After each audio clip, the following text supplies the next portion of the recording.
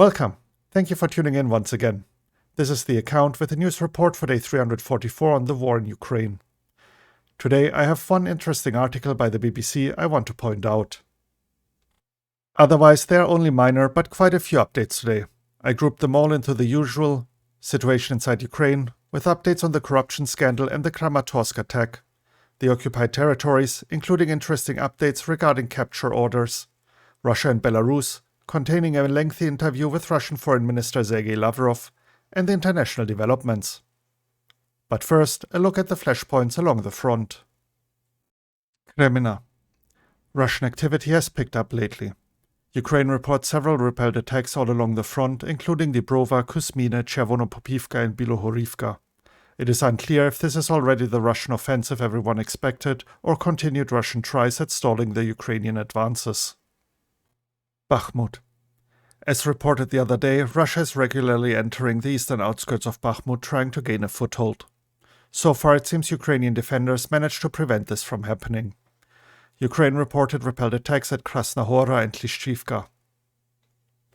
Vuhledar. According to Russian channel Rybar, the Russian offensive in the area is on hold due to bad weather. Russian channel Vorgonzo meanwhile reports a switch from ground attacks to artillery shelling. It seems Russian losses, as corroborated by video evidence, are starting to have an effect in this sector. Ukraine reported some questionable Russian decisions during the offensive. For example, after one Russian unit refused to advance, units from other areas were redeployed hastily, leaving other sectors vulnerable. And before we start the news reports, here's an interview I wanted to highlight published by the BBC, titled "Russian Army Officer Admits Our Troops Tortured Ukrainians."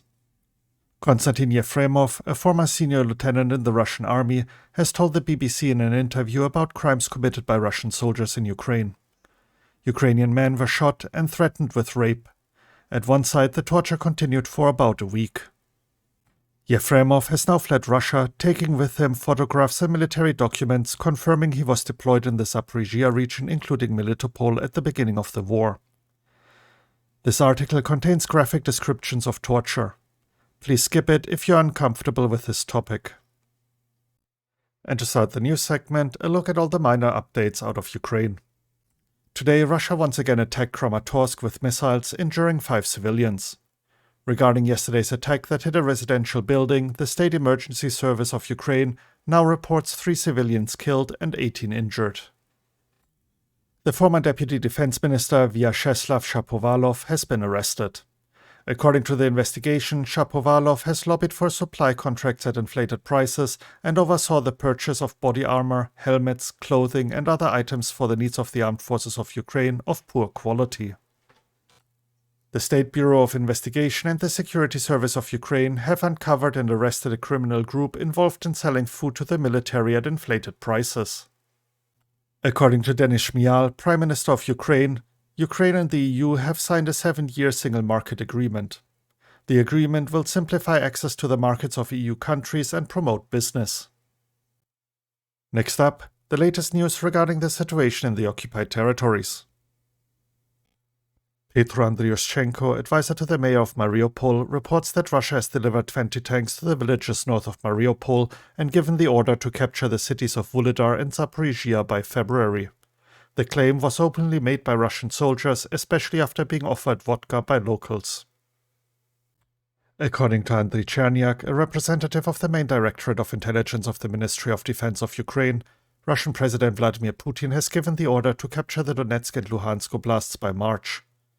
The intelligence officer added that Russia uses Belarus to train mobilized soldiers but does not have sufficient forces for an offensive against Ukraine from this direction in the near future.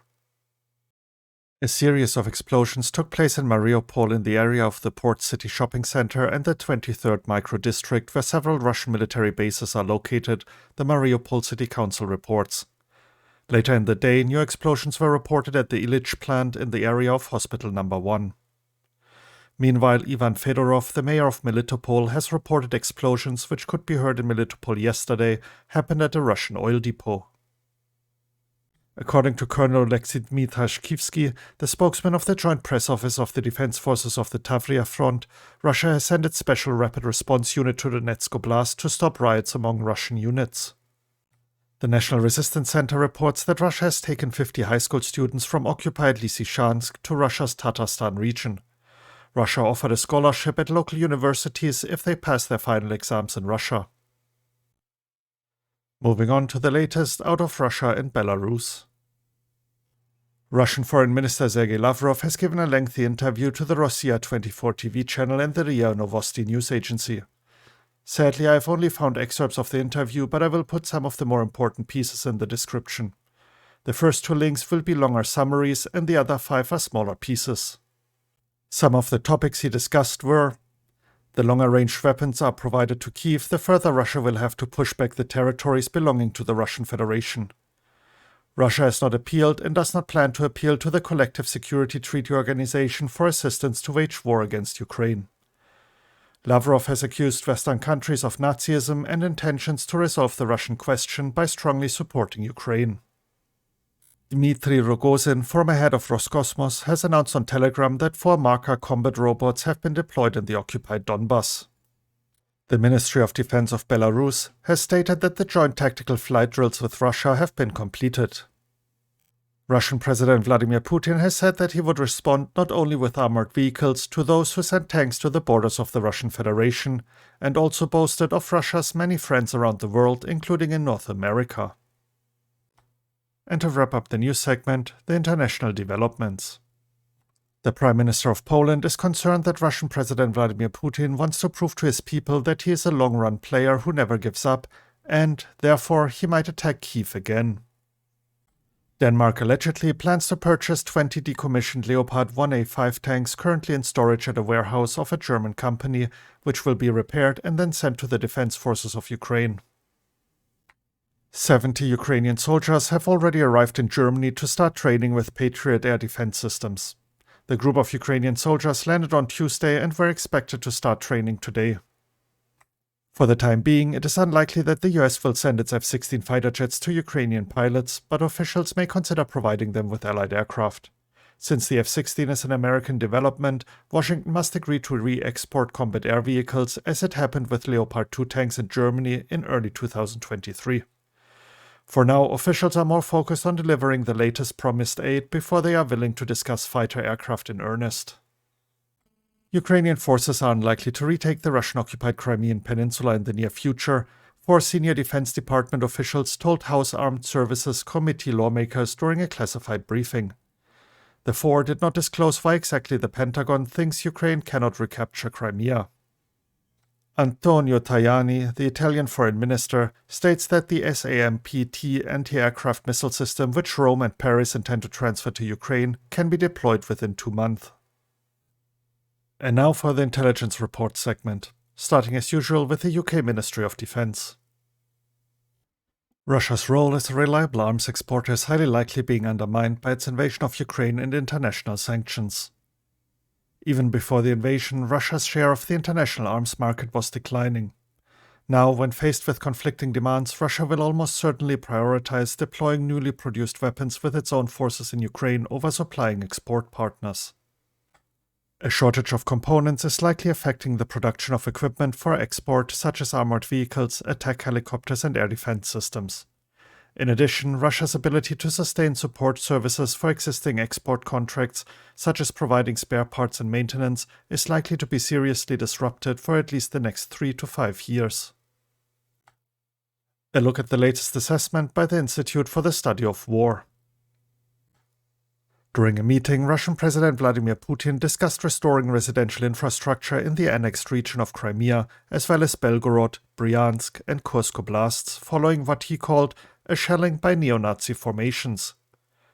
Vladimir Putin's focus on the supposed danger of Ukrainian shelling of border regions likely serves a twofold purpose. Firstly, it furthers an information operation intended to frame the war in Ukraine as an existential threat to the Russian citizens to generate domestic support for a protracted war. Secondly, the experts note Putin may also be setting conditions for escalated cross-border raids to distract and disperse Ukrainian forces from critical axes of advance by pinning them to northeastern border areas. The Institute further noted that the Kremlin could be trying to seize the opportunity to discredit Igor Girkin after his altercation with Yevgeny Prigozhin.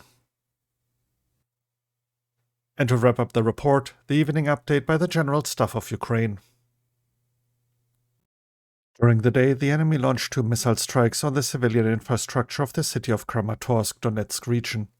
As a result, 13 two-story buildings, 3 four-story buildings, a children's clinic, a school, garages and cars were damaged, and there were victims among the civilian population. The threat of further Russian air and missile strikes on the entire territory of Ukraine remains high.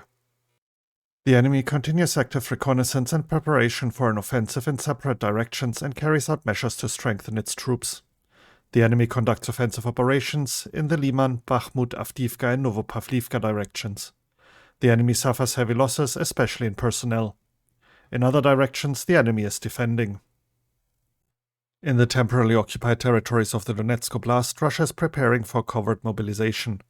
In particular, in the city of Horlivka, all budget and communal institutions were ordered to submit lists of persons with protection to the Occupation Military Commissariat.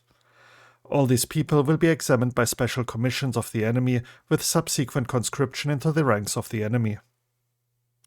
In the Lysychansk area of the Kupiansk district of the Kharkiv region, the enemy is preparing to destroy the road infrastructure and mine bridges, dams and crossings. And that concludes the report for day 344. If you're interested in any of the articles, you can find links to them in the description. Thank you for tuning in and have a great day. You were listening to The Account. Slava Ukraini.